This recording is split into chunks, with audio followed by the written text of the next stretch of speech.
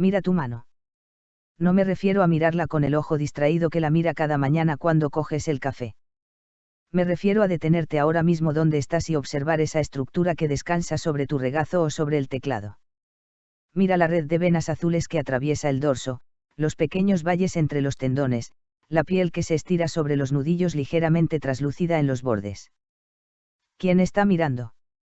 Eso es lo primero que quiero que te preguntes hoy, no qué ves, sino quién es el que ve, porque ahí, exactamente ahí, en ese espacio que hay entre tu mano y la conciencia que la observa, es donde esta historia comienza. Llevamos milenios con esa sensación, la sensación de que hay algo dentro, algo que no es carne ni hueso, algo que palpita detrás de los ojos y que siente que este cuerpo le pertenece, pero que no es del todo idéntico a él. Los griegos lo llamaron psique, los hindúes Atman, las tradiciones abrahámicas el alma. Y el neurocientífico moderno irritado lo llama una ilusión cognitiva, una confusión del cerebro consigo mismo. Pero espera, porque el neurocientífico moderno también tiene un problema. La mentira perfecta que nuestro cerebro nos cuenta es esta, que somos una cosa continua, un yo estable, coherente, que despierta cada mañana y recoge el hilo de donde lo dejó la noche anterior, que hay un capitán al mando de esta nave biológica, que existe una frontera clara, definida e inequívoca entre lo que eres tú y lo que es el mundo. Eso es la mentira. Y es una mentira tan bien ejecutada, tan profundamente integrada en cada segundo de tu experiencia, que resulta casi imposible de ver, como intentar ver el borde de tus propios ojos. El instrumento de percepción no puede percibirse a sí mismo con total precisión. Cuando hablo del alma, no me refiero al alma de los catecismos. Me refiero a algo más preciso y más desconcertante a la vez, la pregunta de si existe un sustrato iridúsabal en el ser humano, algo que la física, la biología, la neurología y la filosofía de la mente no hayan podido disolver completamente en procesos materiales. La pregunta de si, cuando todo lo iridúsabal ha sido reducido, queda algo que resista. Y lo que voy a contarte hoy es que la respuesta no es ni sí ni no. Es algo mucho más perturbador que ambas opciones. Hemos asumido durante siglos que la ciencia y el alma son enemigos naturales, que cuando la neurología avanza un centímetro, el alma retrocede otro centímetro hacia la oscuridad, que el alma es el nombre que la humanidad le dio a su ignorancia sobre el cerebro. Esta es la narrativa dominante. Pero yo he dedicado décadas a estudiar la física de la conciencia y lo que he encontrado me ha obligado a dudar, no de la ciencia, sino de la suficiencia de nuestros modelos para capturar todo lo que ocurre en este extraño espacio entre la materia y la experiencia. Lo que voy a mostrarte no es misticismo, es física, es matemática, es la geometría de algo que aún no entendemos del todo. Y empieza con una pregunta que los físicos llevan décadas intentando no hacerse en voz alta, ¿por qué existe algo que se siente como ser tú? Pero antes de llegar a esa pregunta, hay que desmontar algo que damos por absolutamente sentado. Porque si ese algo resulta no ser lo que pensamos, todo lo que creemos saber sobre la mente humana se convierte en polvo. Y ese algo tiene que ver con los átomos de los que estás hecho. Empecemos por algo que la escuela secundaria te presentó como un hecho consolidado: estás hecho de átomos. Correcto, pero incompleto y profundamente engañoso. Porque lo que la física del siglo XX descubrió es que un átomo no es una pelotita sólida. Es una estructura de probabilidad, una nube de posibilidades que existe simultáneamente en múltiples estados hasta que algo fuerza una elección. Esto lo sabemos desde Bohr, desde Heisenberg, desde la mecánica cuántica, y sin embargo seguimos viviendo como si nuestros cuerpos fueran objetos sólidos y deterministas. Pero si estás hecho de átomos y esos átomos son estructuras probabilísticas, entonces tú también eres, en algún nivel, una estructura probabilística. Tu mano no tiene un contorno verdaderamente sólido. Tiene un borde estadístico, una frontera que es una función de densidad de probabilidad. Y aquí aparece el primer problema serio para la visión materialista clásica: el cerebro. El cerebro humano contiene aproximadamente 100.000 millones de neuronas, cada una con miles de conexiones sinápticas. Su actividad depende de procesos electroquímicos extremadamente delicados.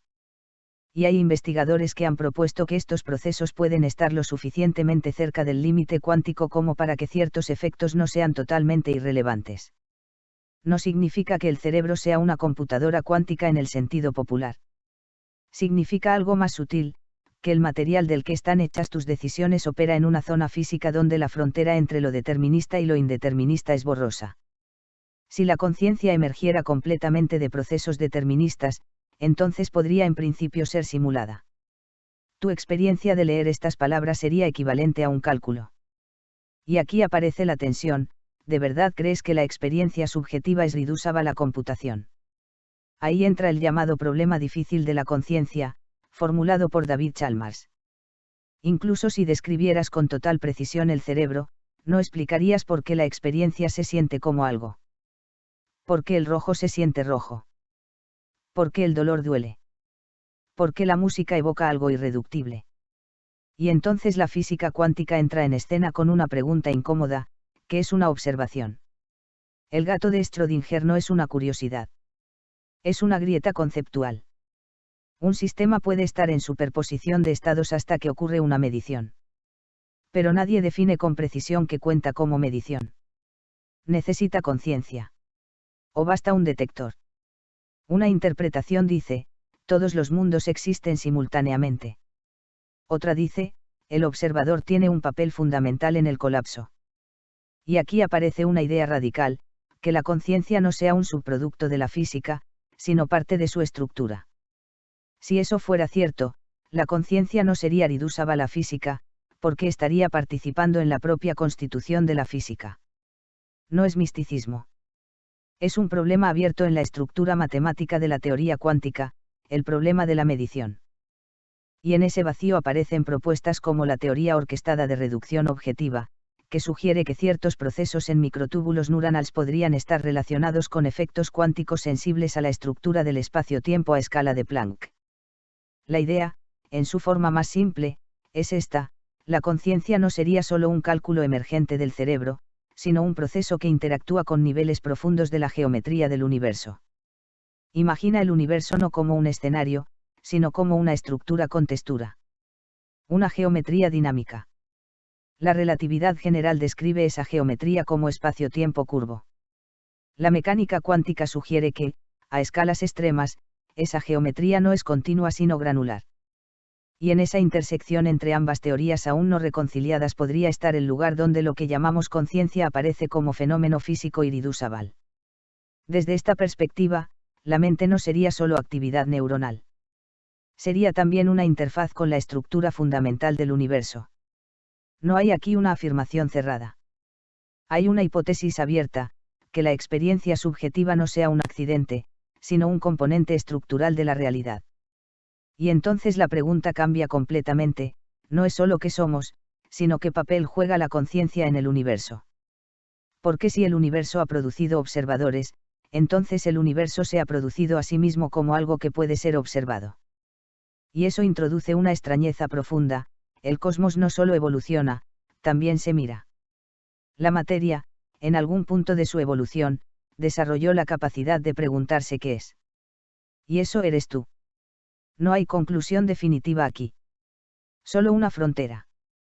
Un borde donde la física deja de ser suficiente por sí sola y la pregunta se vuelve inevitable: ¿qué significa ser un yo? ¿Qué significa persistir? ¿Qué significa terminar? Tal vez la conciencia sea solo un patrón. Tal vez sea algo más. Tal vez sea el punto donde el universo se dobla hacia adentro para observarse. Lo único claro es esto: cuando miras tu mano y te preguntas quién está mirando, esa pregunta no es un error del sistema. Es uno de los hechos más profundos que conocemos. El universo, por alguna razón, se volvió capaz de hacerse preguntas sobre sí mismo. Eslicio y @cx2gc. 2026.